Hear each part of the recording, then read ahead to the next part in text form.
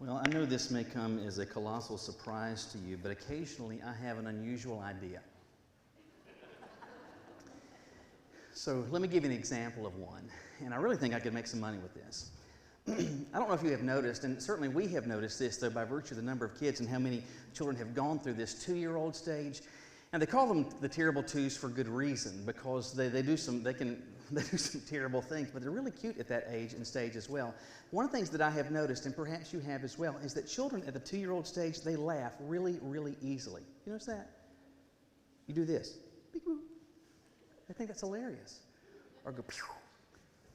They just smile. I mean, like I could be changing John's diaper and just making any random noise, and he could be like belly laughing, giggling. I mean, it's just crazy. So this is my idea. I want to open a toddler comedy club. Haven't decided on the price, but if you've got a 2 to 3-year-old, I'll charge $10 a head. And so you come in with your toddler, and I'll have we don't need much decoration or anything, just like something that I could pop out of every once in a while. Just go, peekaboo. It just make noises, and 2-year-olds, they would love that. They would think that's hysterical. Now, the reason for that is, and that whole notion is premised on this reality, that children can be, and oftentimes are interested in some things, and find some things funny that maybe later in life you don't find so funny. And beyond that, they are interested in and often entertained by some things that baffle us. Let me give you another example. I don't know how many of you have ever seen the TV show Thomas the Train. Used to be on PBS, was on for multiple generations. I think now it's on Nick Jr. But Thomas the Train, if you've never seen it, it's pretty simple. I think it's a British originated children's show. And you've got these trains that have faces on them, and they talk and they do all of these things. And it is probably one of the most boring shows I have ever seen in my life. It is horribly boring. And all these trains are doing is whatever island it is that they're on. They're going around doing stuff, and they're talking to each other. And the dialogue, everything is so boring. The narration is boring. Everything is as dry as dust. And it seems, though, that the train's goal, very simply, is this: to have the conductor, whose name is Sir Topham Hatt, which even that's kind of dumb, right? So they want Sir Topham Hatt to say this: "You are very useful. You are very useful." And so the trains want to hear, "You are very useful." Now, that is a terribly boring show. I don't know why it has been so wildly popular, but kids, they just eat this stuff up. But in that show, these trains want to be declared and told they are useful. Hold that thought for just a moment and consider this. Since the beginning of the month, we have been in a series that I've been calling Seasons. And we've been thinking about how the gospel impacts or influences or shades us in the different seasons or stages of life. And we looked at the stage or season of childhood, adolescence, and early adulthood. We looked at adulthood. And then I had somebody last week say, "When are you getting to us?" And so today we want to think about the winter season of life, the senior adult years. Now, I've been pastoring now for I think roughly 21 years. And if there is a question that I have been asked repeatedly, probably the one that stands out more than anything else is this. I've had stacks of seniors come to me and say something like this: "I just don't understand why it is that the Lord still has me here. I can't do much of anything, and I wonder what my purpose in being here still is." Maybe some of you even in this room have said something like that to me. And that statement is one that is based on this: I want to be, and I desire, if I'm here, I want to somehow be useful. So that's the question I want you to think about with me today, and it's an important question. In fact, if you're in that season of life, it's really important, because you're saying, "I want to feel useful now." But in truth, this is one that has application for all of us, because eventually, if the Lord lets you live long enough, we're all going to get to that point. Just keep waking up and you'll wind up there, right? So we want to know the answer to this question: regardless of my age, how can I remain useful as a follower of Jesus? Look with me in your Bibles today to Luke chapter 21. Luke chapter 21, and let's see how this passage helps us answer that question. Luke 21, starting with verse 1.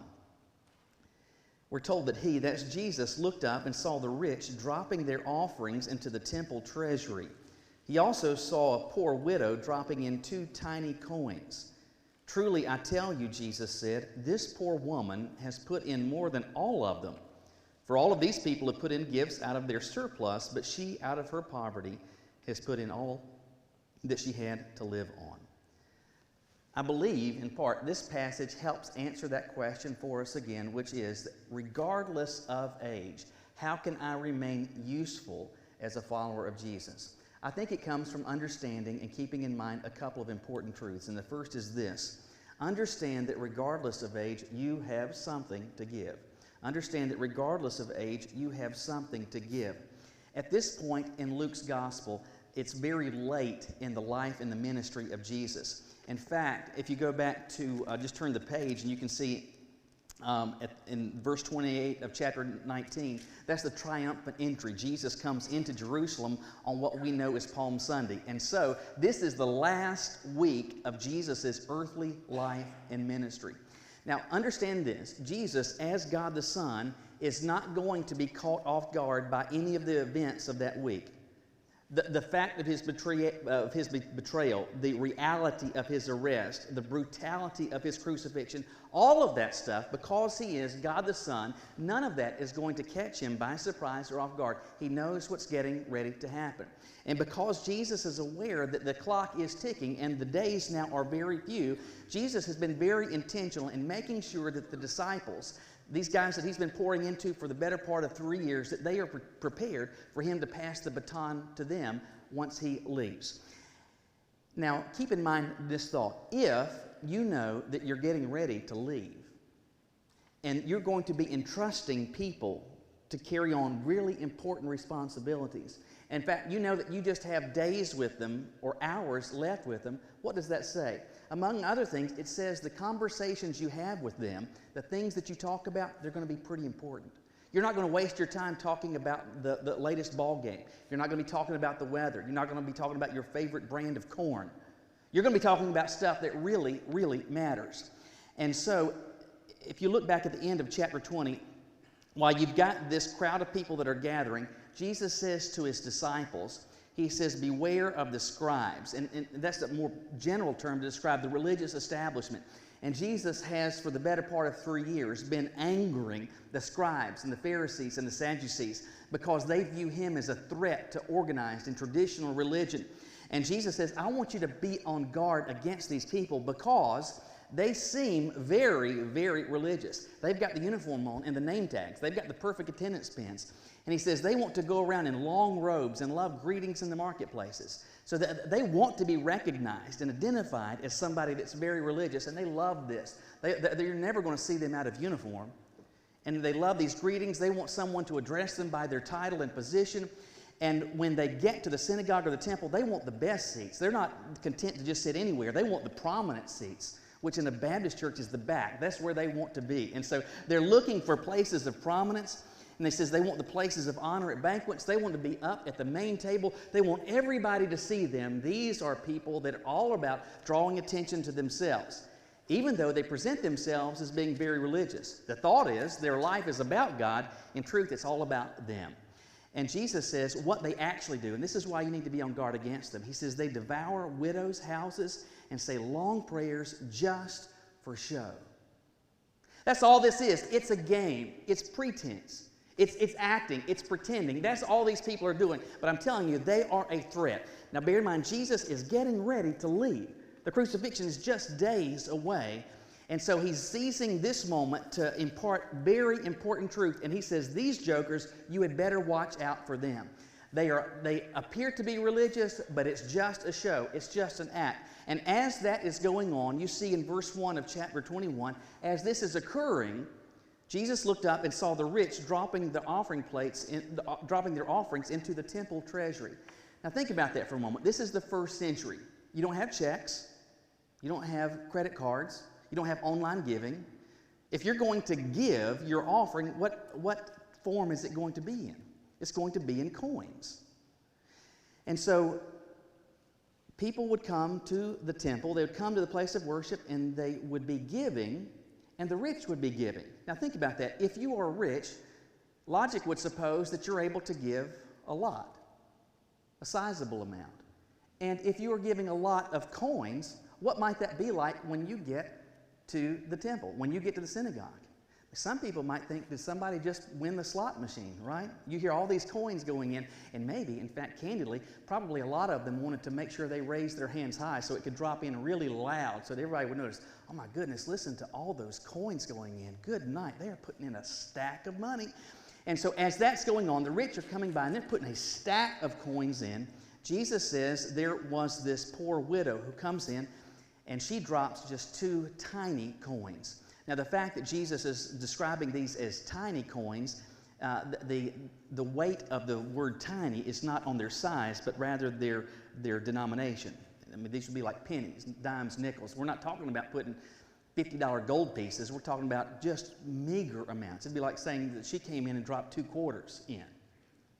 She does that, and what does Jesus do? Jesus praises her. He says, this woman has put in more than all of them. All right? It is likely that you have heard at various points, if you've been in church long enough, or in Bible studies or Sunday school classes long enough, perhaps you have heard this passage taught, or you have heard this passage preached. And typically, it is a passage that is looked at or considered through the lens of giving and encouraging the notion and praising the notion of equal sacrifice across the spectrum, regardless of your financial state. And I believe that there are absolutely positive applications that can come from thinking about this passage through that lens, but I want to think about it through from a different perspective this morning.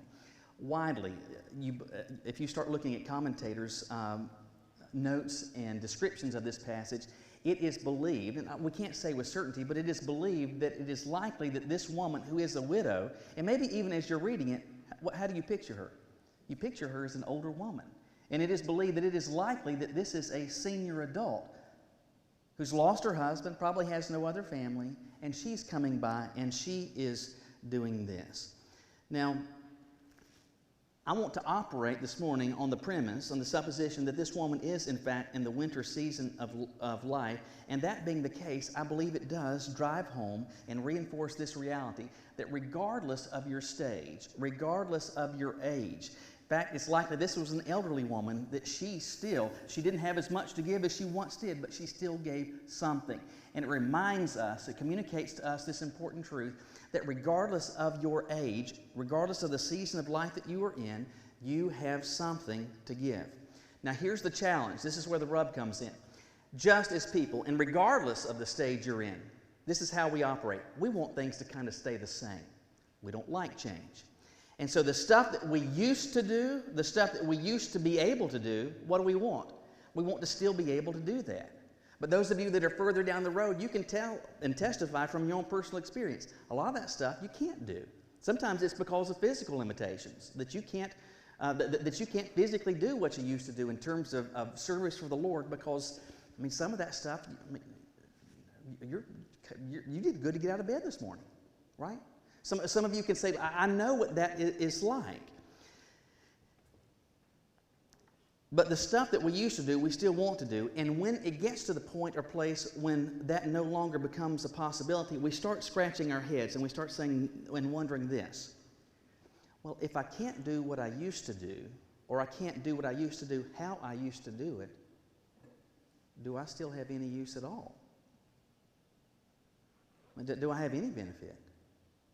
I mean, shouldn't the Lord go ahead and take me, because I can't do anything now but ride the bench.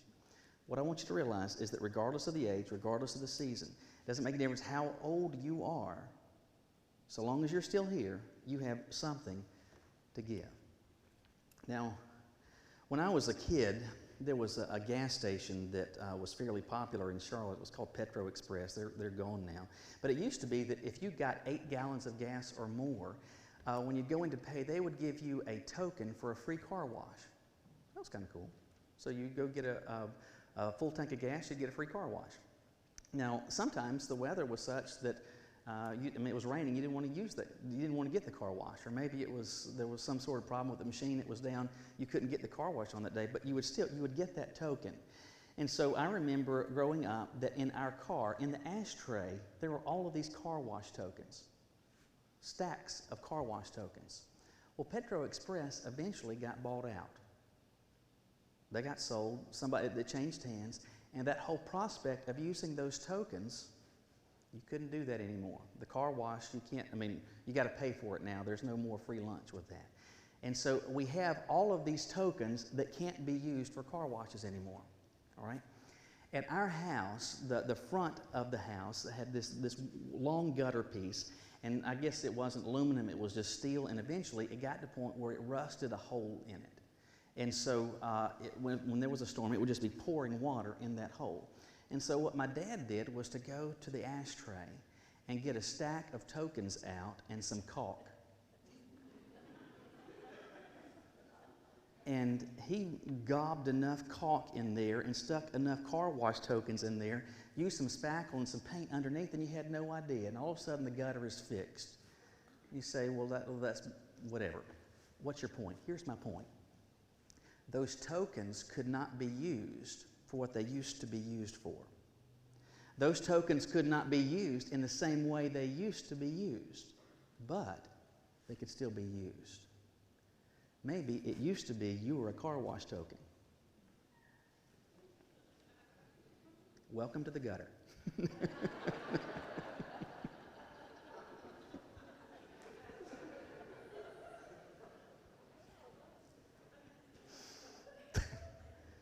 I know it's real encouragement. No, but sincerely, hopefully you get the point of what I'm trying to say, is that even when the original use, or what was the beginning use, even though that changes or the expiration date comes on that, there is still use. It is going to change. Because you know this, we say it becomes cliche, nothing lasts forever. It doesn't. You can't do what you are, and I'm 46, I'll be 47 in February. When the Lord lets me live to be 92, I probably can't do this, right? But just because I can't do what I used to do doesn't mean that I can't still do something. And that you need to understand, regardless of your age, regardless of the season of life that you're in, if you're still here, you still have something to give. Just because I get to the point, just because I don't get to talk to all the people that I used to talk to doesn't mean that I can't talk to some people. Just because I can't teach everybody anymore doesn't mean that I can't personally invest and teach someone. Just because I can't pray and get an opportunity to pray publicly for everyone doesn't mean that privately I can't pray for individuals. I can pray for somebody. I can call somebody on the phone. I can send them a card. I can send them an email. I can share from the lessons that I have learned from my experience, such that regardless of my age and stage, I may be doing something different than I used to do. I may wish that I could do some of that stuff, but if you're still here, understand that regardless of your age, you still have something to give. But there's another lesson from this passage, and I believe it's this. Be aware that you are capable of unique kingdom influence. Be aware that you are capable of unique kingdom influence. For me, this is the point of application that really is of consequence. You have probably heard it 1,000 times before. Well, God can still use you. You're here, you can still do something. And that is true. That's what we just said. I believe all of those things are true. The usefulness may change in its form, but you can still be used. But you've heard that before. This I believe to be significant. And it is easy, I believe, to miss, but I believe still altogether important. And again, this passage, my understanding of it, is based in part on the assumption that we're talking here, not just about a widow, but about a woman in the winter years of life, about a senior. She doesn't seem to probably be able to do physically what she used to do. She certainly doesn't have economically what she used to have in terms of material possessions. And perhaps it is that it may help to envision this in a more modern context. So it's not 1st century AD, it's 21st century. It's not at the temple or the synagogue, it's here at church. And there's an elderly woman whose husband died 20 years ago. And neither she or he ever had a high-paying job. There was never a big fat 401k plan, no pension plans, and so the only thing that they lived on in retirement years was Social Security. When it came time to bury her husband as he died, there wasn't even a burial policy, and it cost more than she ever thought, but she was not going to borrow money to bury her husband, and so she used what she had to help take care of him. At that point, there's no other family. Maybe this was a couple that never had children, and so there's not other families. Maybe there's some siblings. Perhaps they have already passed on, or maybe they live far away, but it's just her. She's driving her 1990 Toyota Camry. She's 31 years old. The paint's shot. The top's kind of rusted. She's doing everything she can just to keep it going. It doesn't have many miles on it, but the tires are getting dry rotted. You go to her house, and it's wood paneling everywhere. It's a pink bathroom. Everything's original from when they bought the house in 1958. Nothing looks any different. It's hot as blazes in there because the heat's on so high. But she doesn't have a whole lot. Doesn't have much money. She gets that Social Security check, and between paying the electric bill, the water bill, and the phone bill, paying for her blood pressure medicine, and maybe some metformin, there's not a whole lot left. But she comes to church, and she faithfully gives to the Lord. In truth, the scenario I just described, I've seen a stack of times over and over and over and over again. But maybe it helps to envision this in your mind. But I want you to pay attention to this. That scenario I just described, Jesus is drawing a parallel in the first century. And notice this. He uses this woman who doesn't have much, who is widowed, who is likely in the winter years of life. And what happens? Her stature and the level of her influence is greater than it was otherwise. Think with me about this. If instead of an elderly widow, what if this is a 30-year-old who's never been married? Does that story have the same weight? It doesn't, because you understand, well, I mean, they're young and they're still trying to figure it out. They're just getting going. They could get another job. They could make some more money. They could have some investments that pay off. They could start investing in a retirement plan. They could do that. This story has more weight, I believe, because of her age, not in spite of it. That's a big deal. That her influence is greater because of her advanced years, not in spite of it. It seems that regularly how we have been operating in the life of the church, whether it's Gate City or pick any other church, consistently people seem to be operating under the mindset, if I can't do what I used to do, and I can't do exactly what I used to do the same way, then somehow my value is diminished, and I'm of less consequence, and I have no purpose. But understand, this woman who has probably the least amount that she's ever had, in fact, it describes that she gave out of her poverty. She put in everything she had, and it was just 2 little coins. What happens? She becomes an example of what meaningful and sacrificial giving looks like. If she were 30 years old, it wouldn't have had the same weight. But it has influence, it has power, it has the ability to make an impact because of her age. You say, well, I think maybe I kind of get it, but I don't know. Let me give you a more current example of this. August the 1st, Haroldine Barber sang here at church. Now, I had done a number of funerals with Haroldine before, and so I knew that in spite of his age, Haroldine really, amazingly, the strength of voice that he has is just amazing. But there were a stack of people. In fact, the majority of people that were here that day had never heard Haroldine sing before. And so he was singing a song called It's Almost Over. It's a gospel song. And some of you in this room like Southern gospel, some of you don't, some of you are completely indifferent to it, whatever. But that was the song that he was going to sing. Haroldine sat right over there. Haroldines' birthday, his 88th birthday, was in July. And he's not here today because his wife Phyllis's health is so lousy. But on that day, Haroldine was here. Phyllis wanted to be here, but she just couldn't. She was too sick. And so Haroldine sat right over here on the front row. Now, unlike every other time someone sings a solo, they come up here on the stage, but his physical condition was such that he was afraid of the stairs. So we just set a microphone stand right here in the center aisle. And I was sitting over here, and I loved watching this because Haroldine was sitting, he was sitting there, and when it came time for him to get up, he tried to get up and he couldn't. And so some of you know how the rocking works? So he started rocking to build some momentum. And he finally built some momentum, and he got up. And then Haroldine came, and he stood right here, And without dramatics, he stood here with his hands crossed, and then that joker belted it. And honestly, you could feel it in the room, that like the jaws hitting the ground, because I believe, especially among younger people, they probably thought, oh my goodness, Moses is getting ready to come up here and read the 10 Commandments to us. But he gets up there, and it was crazy after the fact. I had stacks of people. I had my own kids in their youth saying, man, that was something today. I mean, that was just amazing.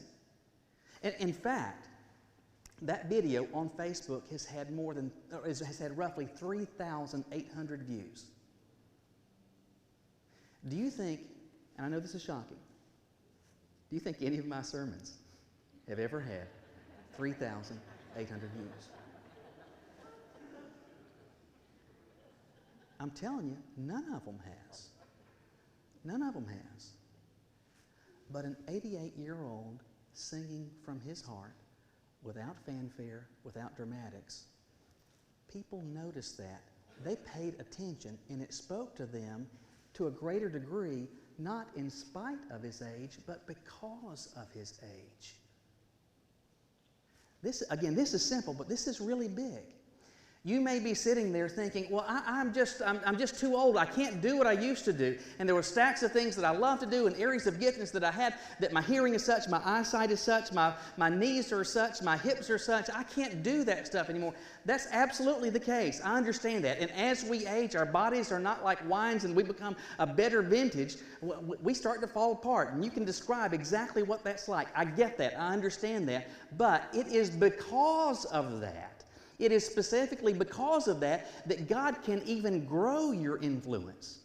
Because as God uses you, as He works through you, your influence can get magnified, because anything that you do, it becomes a testament. Man, look at how God is still working in their life. And I really believe it is the case that you can have greater kingdom influence in many ways as a senior than you could have had otherwise. I tried to get this video. I was having trouble trying to get it downloaded. But you can go online, you can look at it. Don't do it right now. But this afternoon, go to YouTube and type old gymnast. There is a 94-year-old gymnast. And you can go online and you can watch some of her routines. At 91, was still competing in gymnastics. Now, she's not going to be in the Olympics. It wasn't like breathtaking, but that thing has had millions of views. It's not because her gymnastics were so great, but why? Because she's 94 years old. Be aware that you are capable in the winter years of life of unique kingdom influence. It's possible that God could use you in ways that have a greater impact, not in spite of your age, but specifically because of your age. At the end of the day, we're all, if we live long enough, if God blesses us with enough years, we're all going to get there. Some of you already in this season. And at the end of the day, we want this notion of, and this question satisfactorily answered. Why am I still here? Of what use am I? At the outset, I talked about the question from Thomas the Train, and the desire to have it said, you are useful. You want to be, and have it said of you that you're useful. Now, at the end of the day, I believe whether that is the case or not, in truth, it's entirely up to you. Whether you want to be used, whether you want to be useful. Will you bow your heads with me? Everything that we've talked about today, in terms of being used by God and useful to Him, there's a starting point for that, and the starting point is to have a relationship with Him. So let me ask you, do you have that? Whether you're a senior, whether you're a teenager, kids over kids' life, but whatever your age and stage, do you and can you say with confidence, I have a personal relationship with Jesus? If you're watching this, whether it's live or you're watching it later, can you say that you have that? If you can't, I promise you, we want to help you with that. We won't shame you. We want to help you. I'm telling you, it'll make a difference in your life. It'll make a difference in your eternity. in just a moment, you can come. I'll be glad to pray with you, but I would love, after this service, whether Jamie, myself, we'd love to talk with you. If you're watching online, please reach out to us. We would love to share with you how you can experience your own personal relationship with Jesus, where, among other things, He can use you and work through you. But if you say, well, Michael, I've already got that. Check that box a long time ago. In particular, for those of you that are further down the road, there's a lot of miles on your odometer.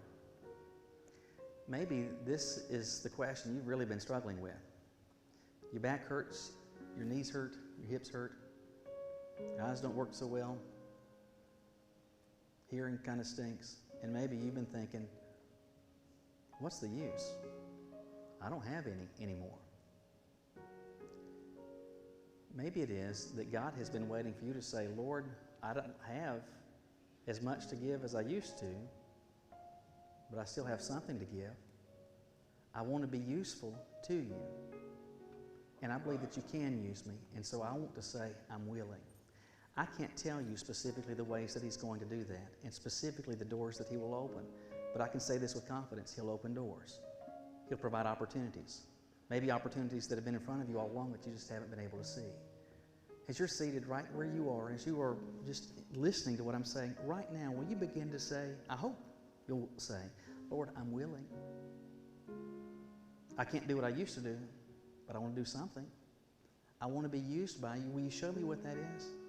Maybe you haven't got to this season of life, but you say, Lord, I want to make sure that I am aware as times pass and seasons change and I can't do what I used to do. I want to make sure that I don't head for the bleachers, but I stay on the field. And maybe I have to go from being a starting quarterback to assisting with the ref team, but I want to still be used.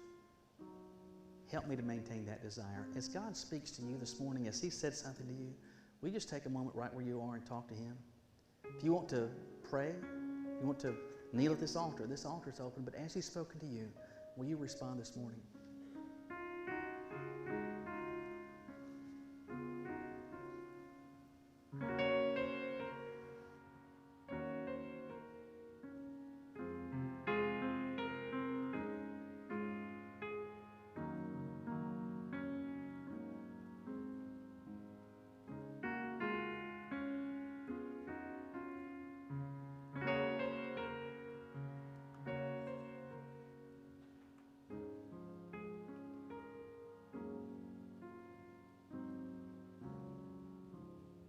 Say thank you for deciding that you wanted to make us part of your plan in terms of how you work. That you work through and use people to reach other people. I mean, a God who could speak the universe into existence could do whatever you want to do without us, but you've chosen to use us. And sometimes, God, we get to a point where it's frustrating because we can't see what you see. And all we can see is, I can't do what I used to do. And so we say, well, I can't do anything. Help us, God, to see that's not the case. And so long as you have us here, you leave us here with purpose and you leave us here with usefulness. And I pray, Lord, that what we have in response to that is willingness. At the end of the day, that's all you've ever been looking for, the willing. Not for the smartest, not for the strongest, not for the richest, not for the most well-educated. Just willing. And I pray, God, that before you, we are willing and we desire to be useful to you. That's our prayer, and we say this to you in Jesus' name. Amen. Listen, thank you so much for being here today. If you are a guest, we thank you for being here. If you're a guest watching, let me say thank you for spending part of your day with us. If you haven't already and you're a guest, we'd love for you to stop by the Welcome Center on your way out. We've got a gift and information packet to share with you, and we're not going to harass you or anything, but just put some information in your hands to let you know what God has been and is doing here at Gate City. Please remember, though, as Dan shared earlier, though, our family fall fun, festival fun, frivolity, fiesta, funnel cake. Anyway, no funnel cakes. I'm going to 2 o'clock, 2 to 3:30. So we hope you'll join us down at the ball field and picnic shelter. You can, and any of you that would love to help us, I think at 1:30, we could use some help. And so if you can, join us down there. But God bless you. Thank you for being here. I'm going to ask if you would to stand, and we'll be dismissed in prayer. Lord, you've blessed us with a beautiful day. You've blessed us with an amazing opportunity to be able to say to you what we feel in our hearts, that we are grateful to you, that we are indebted to you, and that you are greater than us. As we leave, I pray that we leave aware of leaving this place is really where we have opportunity to be used. And I pray that we are mindful of that, and that regardless of our age, regardless of our season of life, that we are saying to you, God, I want to be useful to you. We say this in Christ's name. Amen.